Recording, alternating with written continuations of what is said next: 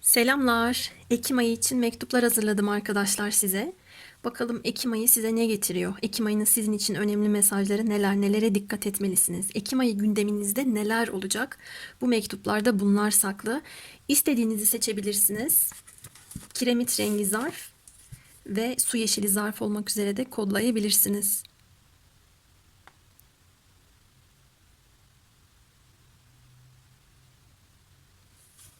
Birinci zarftan başlıyorum.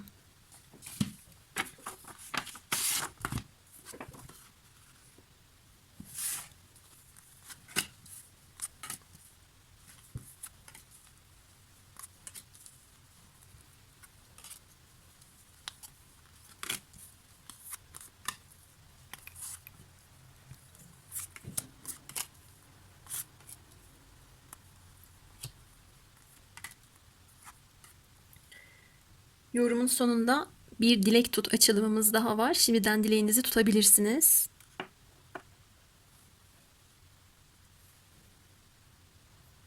Evet, Ekim ayından size gelen mektup bakalım neymiş? Bu ay hangi konular gündeminizde olacak?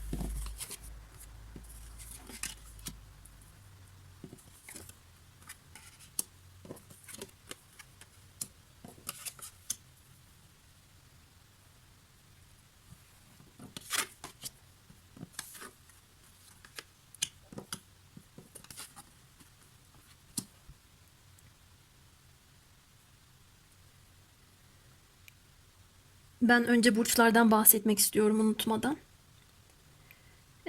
Merkür yoğunlukta gelmiş. Başak, İkizler burçları, toprak burçları ağırlıkta ve ateş burçları da burada arkadaşlar.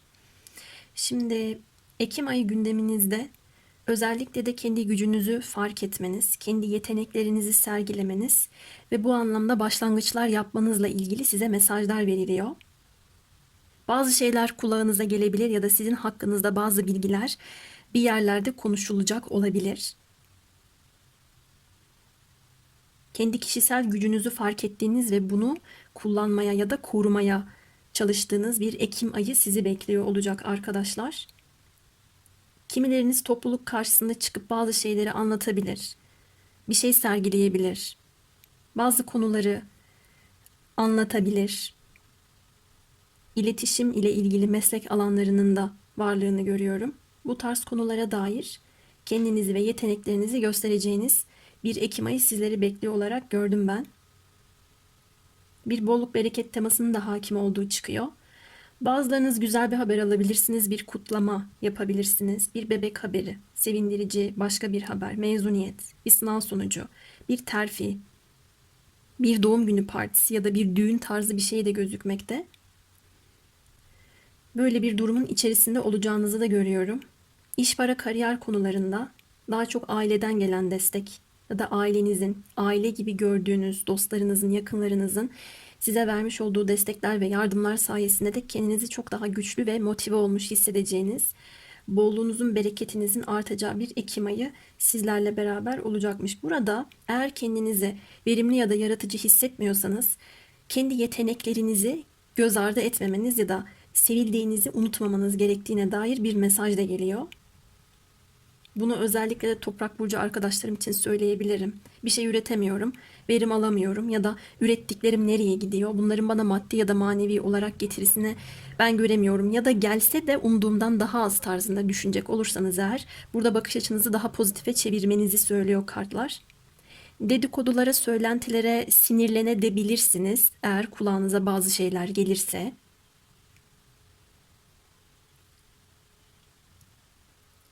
Bir olayın görünenden daha farklı bir yüzü olabilir ya da duyduğunuz şeylere doğrudan tepki vermek, sinirlenmek ya da inanmak yerine onun arkasındaki durumu düşünüp değerlendirmeniz gerekiyor. Ayrıca bir şeye sinirleniyorsanız da neden sinirleniyorsunuz? Bu sizde hangi duyguyu tetikliyor? Aslında neyi geliştirmeniz gerekiyor ya da kendinizle ilgili ne açığa çıkmaya çalışıyor da siz olumsuz duygulardan sebep bunu göremiyorsunuz.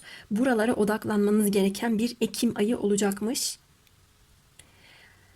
Bu hepiniz için geçerli olmasa da bir kısmınız açısından arkadaşlar arasında böyle tatlı bir çekişme, rekabet durumu da söz konusu olabilir.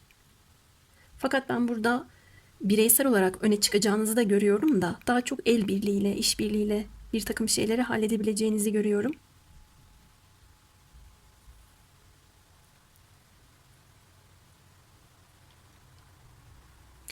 Başka neler çıkabilir buradan?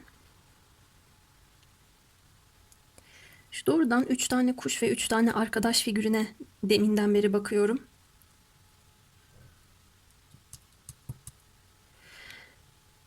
Ve renkler dikkatimi çekiyor.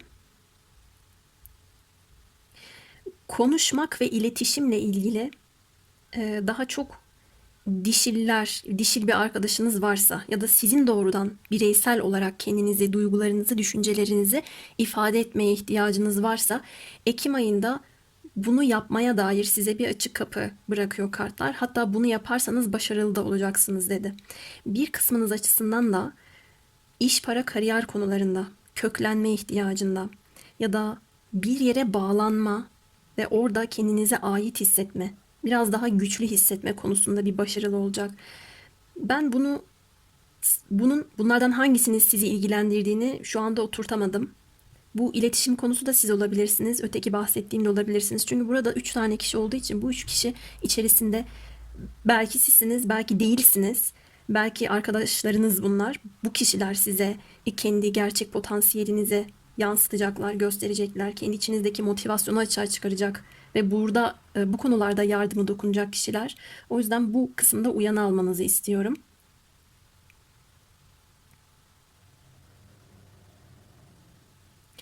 Ve benim dikkatimi çeken şey de şu oldu. Buradaki büyücü kartında büyücünün elindeki sopaya sanki şuradaki ayı dönüp de bakıyormuş gibi.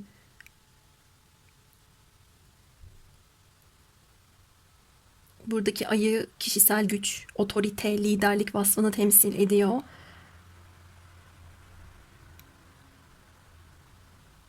Daha girişken olmanız, bazı şeyleri başlatmanızla ilgili size doğrudan mesaj veren bir özellik. Belki de arkadaşlar bunu az önce söylediğim gibi arkadaş çevrenizden, dostlarınızdan biri size sağlayacak da olabilir. Peki şimdi gelelim nelere dikkat etmelisiniz kısmına.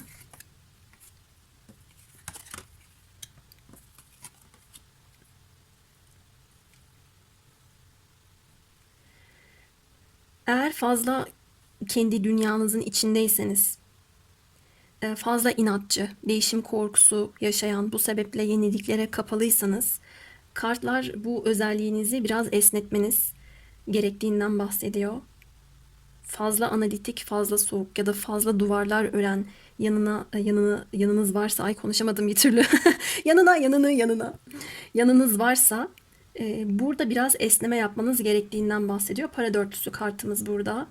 Para harcama konularında ya da sevgi alma, sevgi verme, iletişime açık olma, iletişime kapalı olma konularında ya da bir şeyleri kaybedeceğim korkusuyla sıkı sıkıya tutunma konusunda dengeye gelmeniz gerektiğine dair mesaj çıkmış.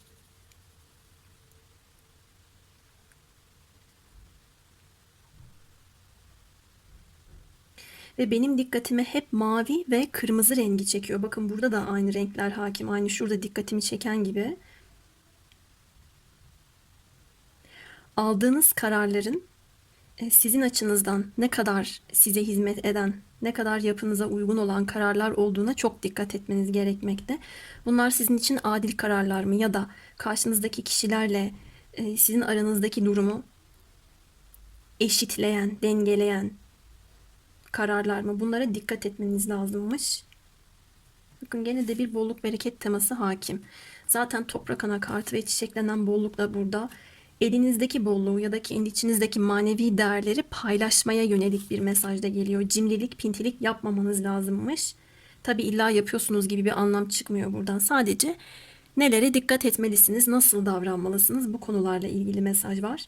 Aynı zamanda geçen yıldan beri sürekli emek verdiğiniz, çaba sarf ettiğiniz bir konu önümüzdeki Ekim ayında da şekillenebilir.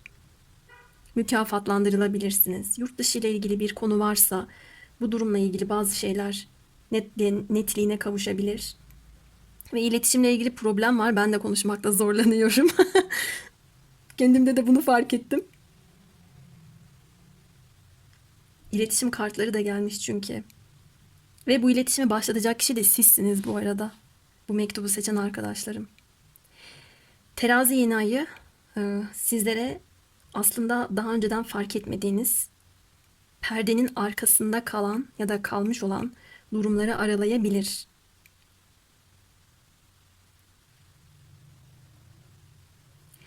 Benim neden istediklerim olmadı, ben neden istediklerimi elde edemedim gibi şeyleri sorguluyorsanız korunduğunuzu da bilmeniz gerekmekte. Toprakla ve suyla daha fazla haşır neşir olmanız gereken bir Ekim ayı var. Eğer imkanınız varsa toprağa bir şeyler ekebilirsiniz. Ya da böyle fidan bağış falan yapabilirsiniz arkadaşlar. Çünkü çok toprak teması gelmiş. Bu size de verimli hissettirecek bir durum olabilir. Peki şimdi nasıl davranmalısınız? Neler yapmalısınız? Melek kartlarıyla tavsiyelerinize bakalım. Sezgisel hislerini dinle. Bedenin ilahiden doğru mesajlar alıyor dedi. Çok fazla analitik olmanız, çok fazla her şeyi mantıkla çözmeye çalışmanız bir yere kadar sizi kurtarabilir. Şöyle bir kendi içinizi dinleyip, sessiz sakin bir noktaya geçip, sezgileriniz size ne söylüyor? Buna odaklanmanız gerekiyor. Aynı zamanda bu arkadaşlar bedene de yansır. Mesela diyelim çok huzursuz hissediyorsunuz. Bedeninizde bir yerde patlak verebilir ya da fazla streslisiniz ama iş güç koşuşturmadan bu stresi fark etmiyorsunuz. Dolayısıyla burada şöyle bir durup kendinizi dinlemeniz gerektiğinde bu mesajları doğru bir şekilde alacağınızı söylüyor. Kış mevsimi gelmiş. Bakalım. Her ne kadar Ekim mektubu olsa da Ekim ayından size mesajlar getirmek istesem de kış mevsimi çıktı. Önümüzdeki kışta dahil olmak üzere bir süreciniz var. Dua ve onaylamalarının cevapları kış aylarında tam olarak geliyor dedi. Ve son kartımıza da bakalım. Ağlayan kalbinin sesini dinledi gökler ve adaleti sağlamak için sana kanatlarını açtı melek. Herkesin hesabı görülecek hallince terazi sana dönerken diyor. Tam da terazi burcu döneminde ve bir adalet temamız da burada çıkmış. Eğer ilahi adalet bekliyorsanız, artık bu sizin için dayanılamaz bir hal aldıysa, almanız gereken bir karar da buna bağlıysa, burada işlerin rengi değişiyor arkadaşlar. Terazinin ağır basan kısmı size geçiyor olarak söyleyebilirim. Ağlayan kalbinin sesini dinledi. Dinledi. Sezgisel hislerini dinle. Ağlayan kalbinin sesini dinledi.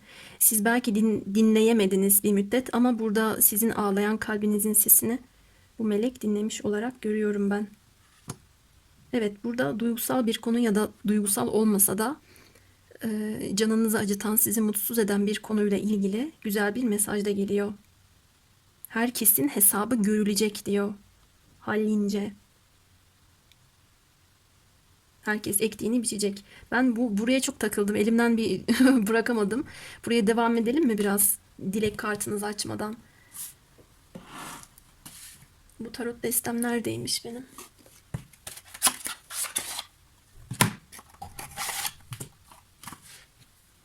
Şurayla ilgili ne anlatmaya çalışıyor bize? Biraz daha detaylandırmak istedim. Çünkü sanki ihtiyaç duyduğunuz kısım burası gibi algıladım.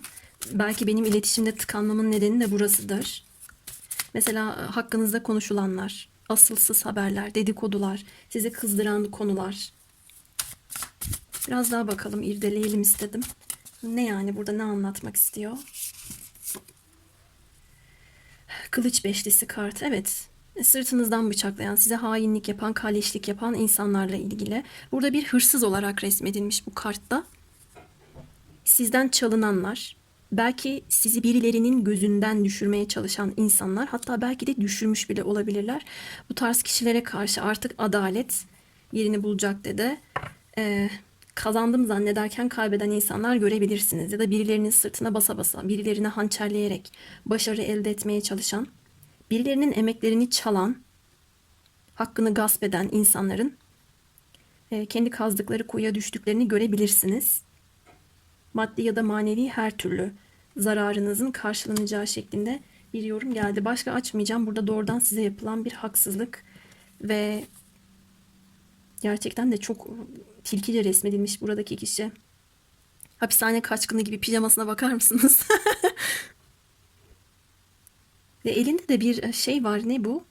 Pencereyi açmak için sanki bu aleti kullanmış. Kestiremedim elinin bir kısmıyla kapattığı için. O kadar da alakasız bir tip ki yani şapkası, kıyafeti, fuları, pijaması, bir de yamalı, terliği. Çok saçma sapan bir tip. Neyse Ekim ayında saçma sapan karakterler hayatınızdan çıkıyor arkadaşlar. Hadi şimdi bir dilek tut açılımıyla bitirelim Ekim ayınızı. Defolsunlar gitsinler. Gerçekten size hiçbir şekilde faydaları yoksa iyi ki de e, haksızlık yapmışlar size. Eğer hayatınızdan gitmesine neden olacaksa bu. Siz bu süreç içerisinde tabii ki de kendi gücünüzü kötüye kullanmamanın, doğru davranışın ne kadar önemli olduğunu farkına varmışsınızdır. Adalet herkese lazım. Ve elleri de çok dikkatimi çekti. Şöyle yapmış ellerini.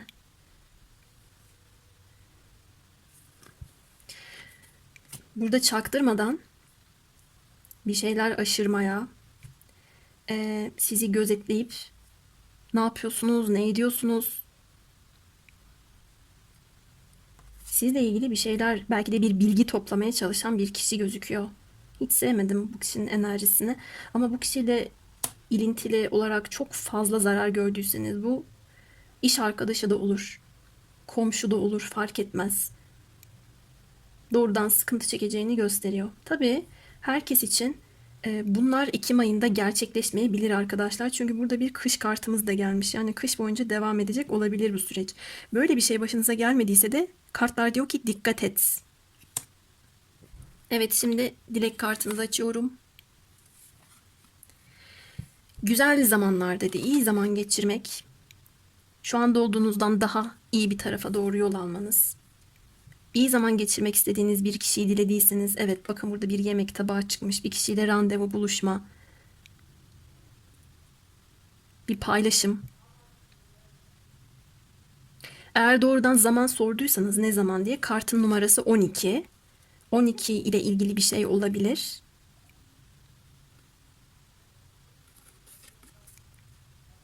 Biraz da sembol okuması yapalım. O harfine çok dikkat ettim. Burada da var. Aynı zamanda bir şeylerin sıfırlanması, yeni başlangıç ya da sıfırdan bir şeylere başlamak gibi, bu sefer zamanı daha iyi, daha verimli kullanmak gibi de ele alabiliriz. Doğru zamanda doğru hamleleri yapmak gibi de söyleyebilirim. Her neyi dilediyseniz. Evet, benim birinci mektup için söyleyeceklerim bu kadardı. Çok sık video çekemiyorum. Kişisel yorumlarım fazla olduğundan. Yine de hafta sonu da olsa YouTube'u sizlere boşlamamaya, elimden geldiğince içerik üretmeye çalışacağım arkadaşlar. Kendinize çok iyi bakın. Ben şimdi ikinci mektuba geçiyorum. Evet, birinci mektubun kartlarını kaldırdım. Bakalım Ekim ayından size nasıl mesajlar var? Bu ay hangi konular gündeminizde olacak? Sizler nelere dikkat etmelisiniz? Neleri yapmalısınız? Nasıl davranmalısınız? Bir bunlara bakalım. Bunlara bir bakalım. Anlatım bozukluğu yaptım.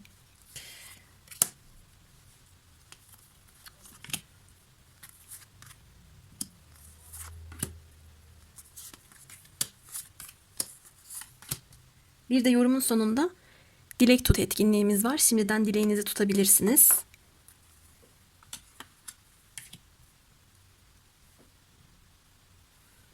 Bu ay hangi konular gündeminizde?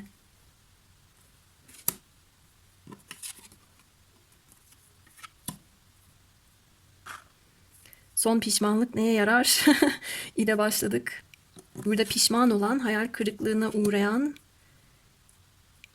sizi tekrar çalmak isteyen bir kişiyle karşılaştım. Evet arkadaşlar, bu kartı siz olarak yorumlamadım ben. Bu pişman olup da kayıplar yaşayan, karamsar olup bardağın boş tarafını gören kişinin siz olduğunuzu hissetmedim ben. Tam tersi. Belki size yamuk yapmış biri. Belki zamanında değerinizi, kıymetinizi bilememiş. Sizden bayağı bir enerji çalmış. Sizden bayağı bir bolluk bereket enerjisi çalmış bir kişi görüyorum. Bu kişi şu anda pişman. Aklı sizde kalan, sizin ne kadar verimli, güzel, sabırlı, anlayışlı ve olgun olduğunuzu fark edip tekrar size adım atmak isteyen, arkadan dolanıp gelmenin yollarını arayan bir kişi görüyorum. Ekim ayınızın gündemi böyle olacak dedi.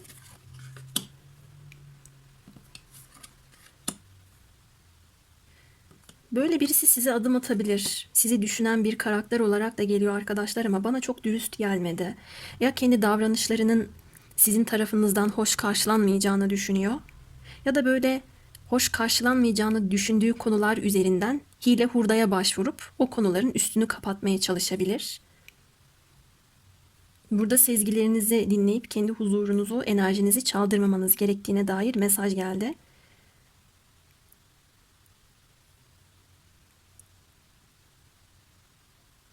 Yine burada toprak burçları, hava burçları ön planda, biraz da su burçlarından gelmiş. Ben sizi çok huzurlu bir noktada gördüm. Kendi halinizde olduğunuz bir Ekim ayı sizleri bekliyor. Her neyle meşgulseniz sakin, kalıcı, istikrarlı bir şekilde ona devam edeceğiniz çıkıyor. Başkalarına da huzur veren, pozitif olan, yardımsever bir yanınız çıkmış.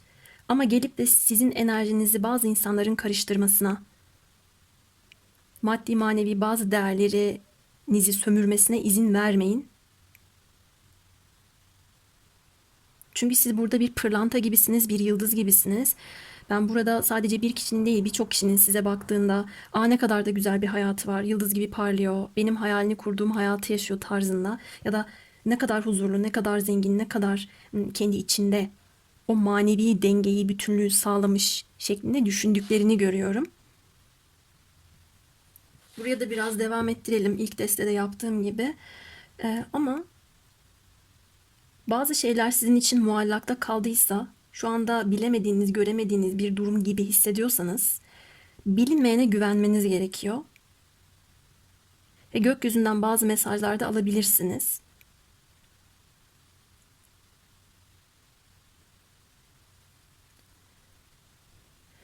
Ekim ayı gündeminizde aynı zamanda gelecek kurmak ya da bir köklü aile içerisinde olmak, kendi geleceğinizi sağlama almak, ailenizle zaman geçirmek gibi durumlar da çıkmış.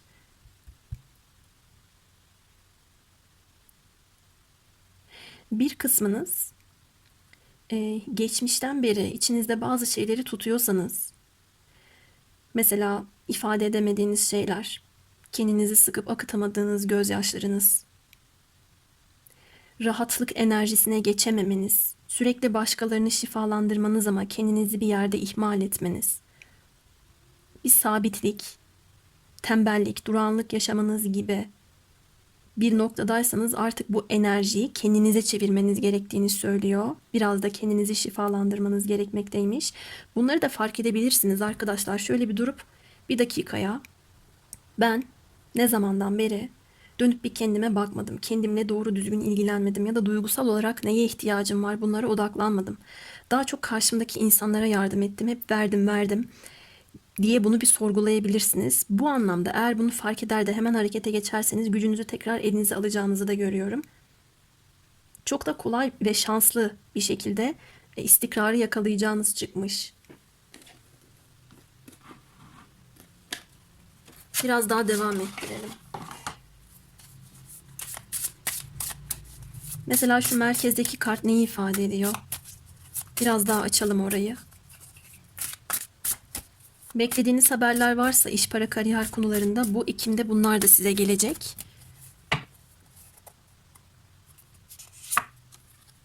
Evet arkadaşlar, gerçekler açığa çıkıyor. Ak koyun kara koyun belli oluyor burada. Bir uyanış, bir farkındalık yaşayacağınızı gördüm ben. Aynı zamanda her kimden ya da neyden kurtulmanız gerekiyorsa burada ilahiden çok yüksek bir mesaj var. Korunuyorsunuz. Bir şeyleri bilmiyorsanız neden bilmiyorum diye peşine ısrarla düşmeyin. Gereken şeyler önünüze gelecek. Sağlıkla alakalı sıkıntılar yaşıyorsanız da bir şifalanma ve iyileşme döneminizi gördüm.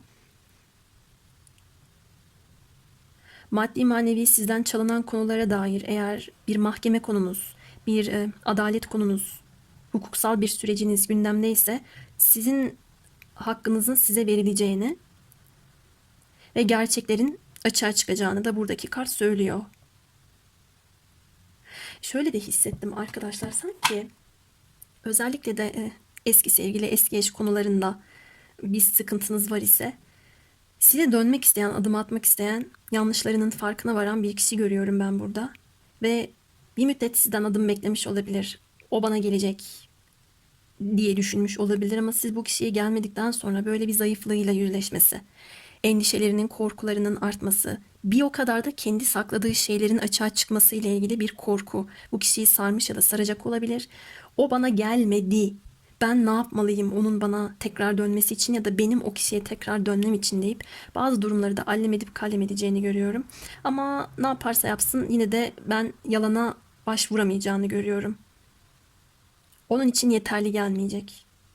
Gerçekler bu kadar netken. Ve bu kişinin gözünde siz o kadar parlayacaksınız ki bir hazine gibi, ulaşılması güç bir yıldız gibi olacaksınız. Dediğim gibi kendi enerjinizi koruyun. Peki nelere dikkat etmelisiniz kısmına geliyorum. Aslında o mesajlar burada da geldi ama devamını getirelim. Kendi duygularınızı kontrol altına almanız gerekiyor. Kendi gücünüzün farkına vararak ilerlemeniz gerekiyor. Öfkeyle kalkıp zararla oturmamanız gerekmekte. İletişime çok önem verin. Birinci mektupta da iletişimle ilgili bir mesaj gelmişti. Bir anda savaşa gider gibi hareket etmemeniz. Çok keskin, yargılayıcı, eleştirel konuşmamanız. Bir anda bazı şeyleri kesip atmamanız gerekmekte. Adil davranışlar sizin için de önemli.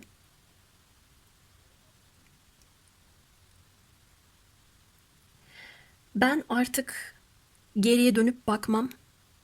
Yıktığımı yıkarım, yaktığımı yakarım diyorsanız da burada yine de sizin içinizdeki gücü doğru kullanmanız gerektiğine dair bir mesaj geliyor. Şimdi yıkım var, yıkım var. Mesela burada bir savaş alanı resmedilmiş. Buradaki evleri yakmışlar.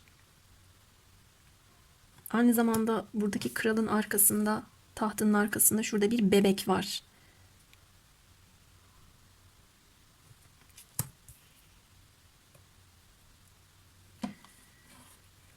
Ne demek istiyor oradaki bebekle? Şu da bir aile kartıdır. Aile için savaşmak, aile için mücadele vermek ya da bir çocuk hakkı, çocuklarla ilgili bir durum olabilir. Ama tabii evli olmayan, çocuk sahibi olmayan arkadaşlarım için buradaki bebek daha farklı bir sembol olarak yorumlanması gerekiyor. Bağışlamanız, bazı kişilerle uzlaşmanız gereken bir dönem geldiğinde de neyi nereye kadar yapabilirsiniz? Kendinizi ne kadar kontrol edebilirsiniz?